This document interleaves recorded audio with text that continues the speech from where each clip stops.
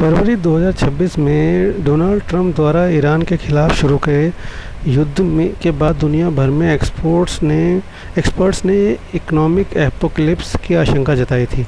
Gulf reason से दुनिया भर का 20% ऑयल एक्सपोर्ट होता है, इसलिए oil, petrol, diesel, aviation fuel की भारी शॉर्टेज की भविष्यवाणी की गई थी। यूरिया की कीमत में $450 प्रति टन से बढ़कर $900 प्रति टन हो गई थी, जिससे ग्लोबल फूड क्राइसिस और इन्फ्लेशन का खतरा पैदा हो गया था। तरह तरह के rare earth chemicals like aluminium, petrochemical, helium, plastic और इंडस्ट्रियल प्रोडक्ट की सप्लाई पे भी गल्फ वॉर का प्रभाव होने की संभावना जताई गई थी। इकोनॉमिस्ट्स का मानना था कि यदि युद्ध लंबा चला तो global recession, higher fiscal deficit और करंट डेप्रिसिएशन जैसी समस्याएं पैदा होंगी। हालांकि युद्ध 3.5 महीने चला, फिर भी दुनिया इकोनॉमिक कोलैप्स से बच गई, जिसकी आशंका जताई गई थी। कई देशों ने ऑयल शॉर्टेज से निपटने के लिए अपने इमरजेंसी रिजर्व्स का उपयोग भी किया और टेम्परेरी सब्सिडीज़ भी दी।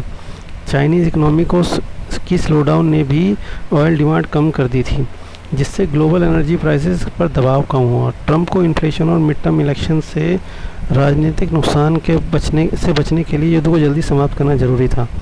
इसी कारण से ट्रंप ने ईरान के साथ अपेक्षा से बेहतर टर्म्स पर समझौता किया और कॉन्फ्लिक्ट को आगे बढ़ाने से परहेज़ कर दिया। भारत ने ऑयल प्राइसेस को नियंत्रित रखने के लिए एक्साइज ड्यूटी घटाई और पब्लिक सेक्टर ऑयल कंपनीज़ को नुकसान सहकर भी कीमत स्थिर रखने को कहा। उन्होंने काफ़ी समय तक कीमतें स्थिर भी रखी। यूरिया की ग्लोबल कीमतें दुनिया भर में युद्ध के बाद प्री वॉर लेवल पे धीरे धीरे आ चुकी हैं, जिससे भारतीय एग्रीकल्चर सेक्टर को राहत मिली है। आरबीआई ने डॉलर इनफ्लोज बढ़ाने के लिए विशेष स्कीम शुरुआत की है, जिनमें $100 बिलियन से अधिक फॉरेन करेंसी आने की संभावना बन रही है। युद्ध के प्रभाव के बावजूद भारत की इकोनॉमी ने जीडीपी ग्रोथ 6.6 रहने का अनुमान जताया है, जो लॉन्ग टर्म में अच्छी एवरेज बताई जा रही है।